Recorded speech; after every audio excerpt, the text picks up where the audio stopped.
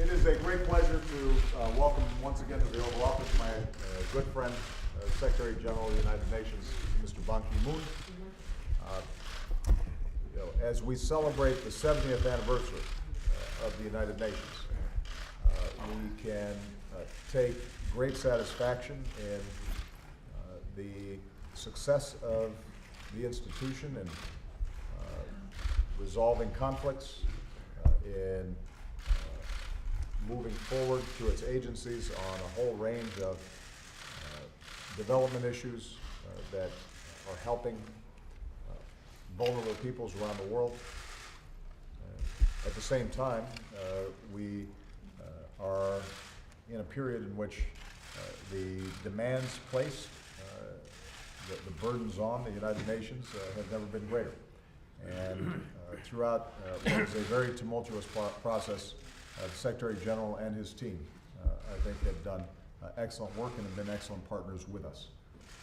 Today we spoke about a wide range of issues.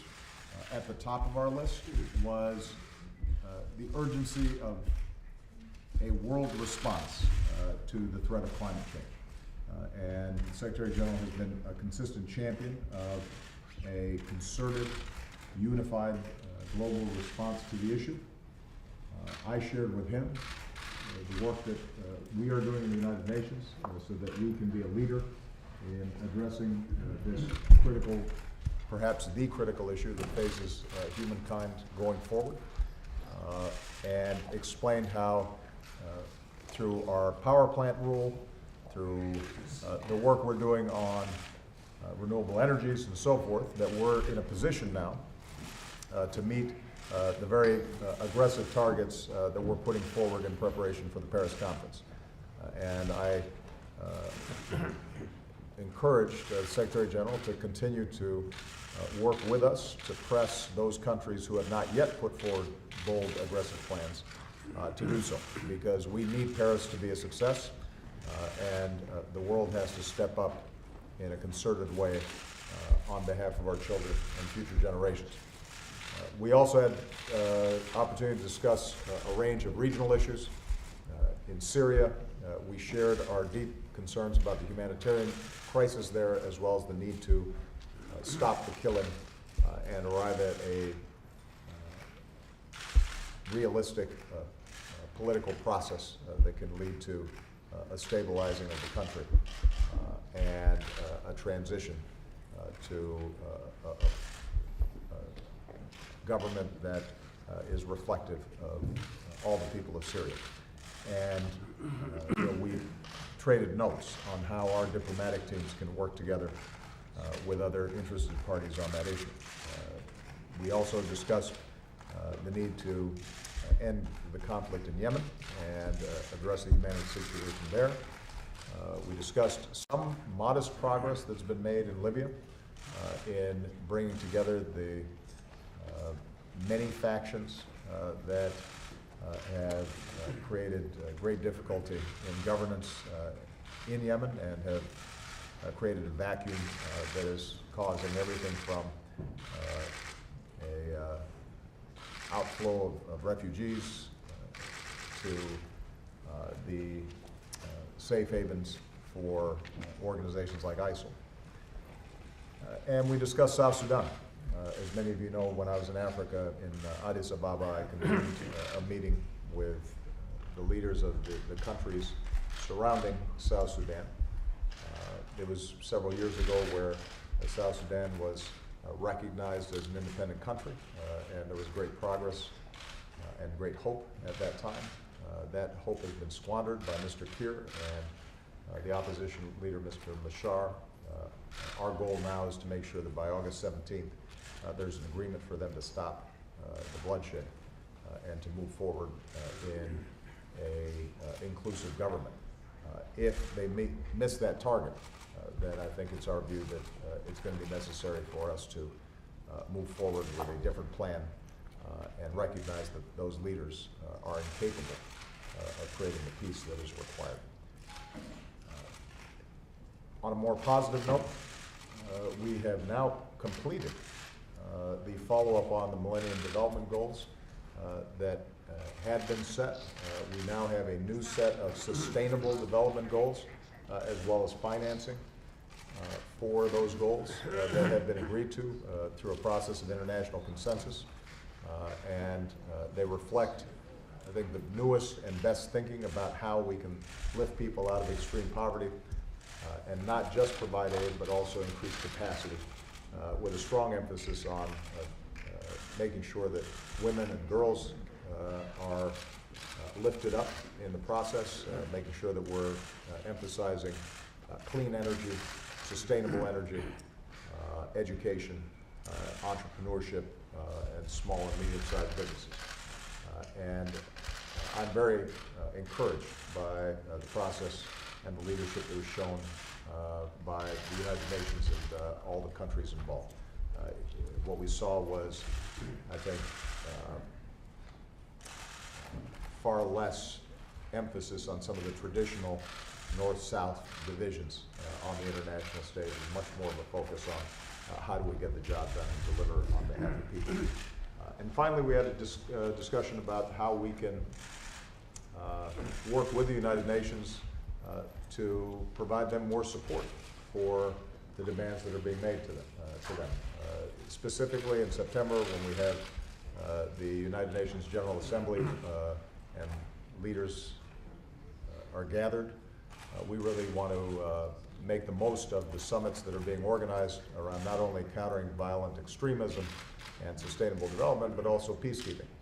And are there ways in which we can strengthen the resources that are required in order for us to do an effective job on conflict resolution, but also stabilization post-conflict, where the United Nations plays an enormous role. And we have to have greater continuity and greater capacity for these UN peacekeepers, because unfortunately, I don't think we can anticipate that all these conflicts are going to be going away anytime soon.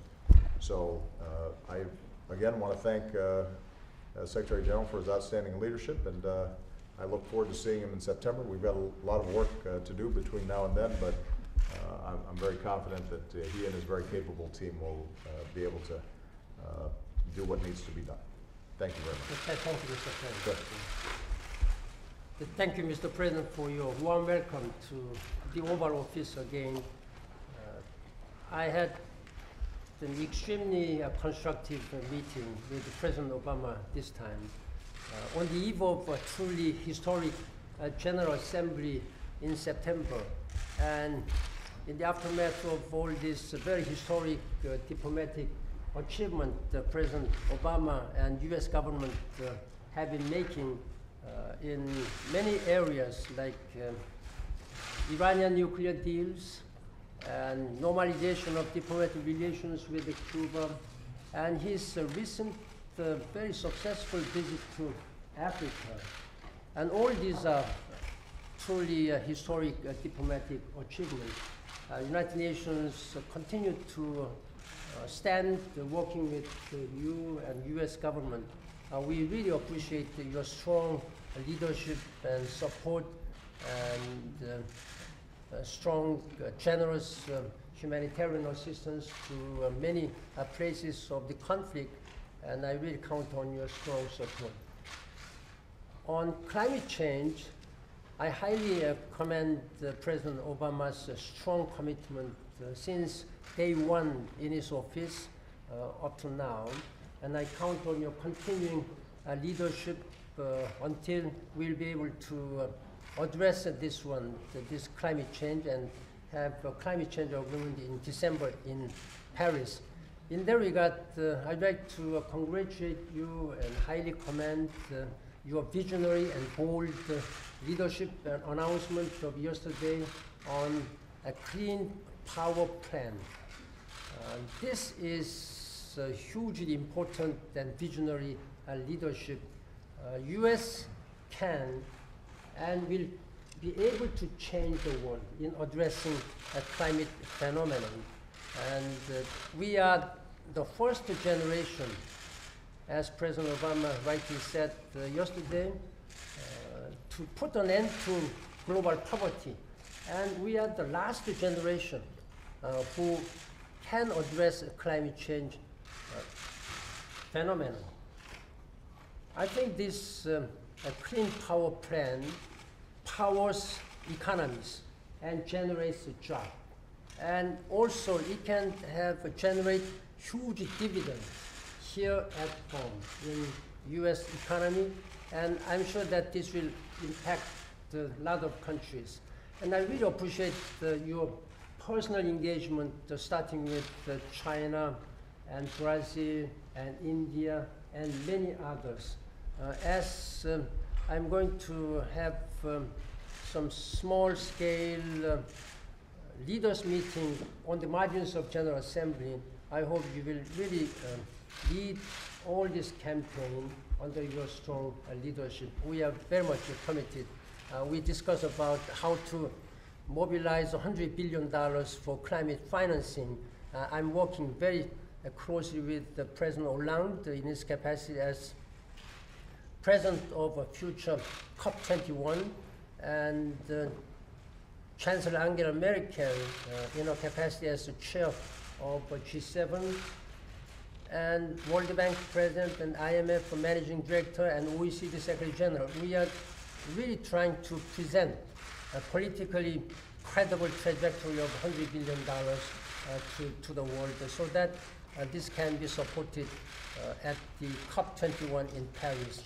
In any way, this is a top priority now, as we have successfully agreed on Sustainable Development Agenda with a set of 17 Sustainable Development Goals. This is a hugely ambitious and encouraging news. And we also agreed in Addis Ababa last month the financial and technological framework to support Sustainable Development Agenda and climate change. On all these matters, we really count on your strong support. On regional issues, President Obama has explained and briefed all what we discussed. We are completely on the same page. On Syrian issues, on 29th of July last week, my special envoy and I presented a proposal to establish a 4 thematic working group to operationalize the Geneva Communique.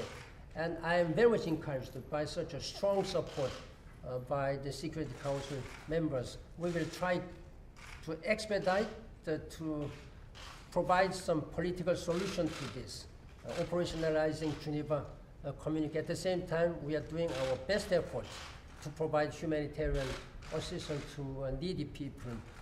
On Yemen, there is no military solution. There is only solution by political way, through dialogue. I have been continuously coordinating and working together with GCC members, led by, again, Saudi Arabia. And my special envoy is always on the region. We're working very closely with the parties. We are very much concerned about humanitarian situation in Yemen, as President Obama said. 80% of population, to be exact, more than 21 million people are in need of urgent humanitarian assistance. Our humanitarian team, despite the difficulties of security and safety, we are mobilizing all possible support. I'm urging the world member states to provide the generous humanitarian assistance. This is what I'm really asking for, such a generous support. I highly appreciate the command leadership of President Obama on South Sudan. His recent visit to Africa and convening a leaders meeting on South Sudan really made a big impact. We are working very hard with the IGAD members and African Union so that this August 17 summit meeting of IGAD will be able to have adoption of this agreement between the parties. We are working very hard. And I really appreciate your strong support for human rights. In all these conflict areas, it is the people whose human rights are being abused. And we are taking this human rights upfront as priority issues, and I really appreciate the United States continuing support and leadership. Again, thank you very much, Mr. President, for your global leadership, and I wish you continued good success. Thank you very much. Thank you, everybody.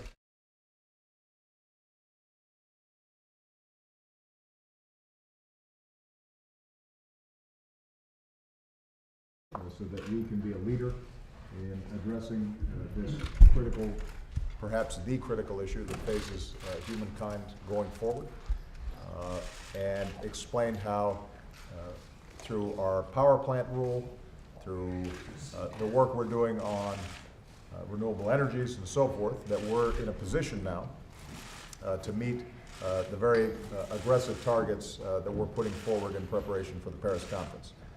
And I think have done excellent work and have been excellent partners with us. Today we spoke about a wide range of issues. At the top of our list was the urgency of a world response to the threat of climate change. And the Secretary General has been a consistent champion of a concerted, unified global response to the issue. I shared with him the work that we are doing in the United Nations, encouraged the Secretary General to continue to work with us to press those countries who have not yet put forward bold, aggressive plans to do so, because we need Paris to be a success, and the world has to step up in a concerted way on behalf of our children and future generations. We also had opportunity to discuss a range of regional issues. In Syria, we shared our deep concerns about the humanitarian crisis forward to its agencies on a whole range of development issues that are helping vulnerable peoples around the world. At the same time, we are in a period in which the demands placed, the burdens on the United Nations have never been greater. And throughout what was a very tumultuous process, the Secretary General and his team. It is a great pleasure to welcome once again to the Oval Office my good friend, Secretary General of the United Nations, Mr. Ban Ki-moon. As we celebrate the 70th anniversary of the United Nations, we can take great satisfaction in the success of the institution in resolving conflicts, in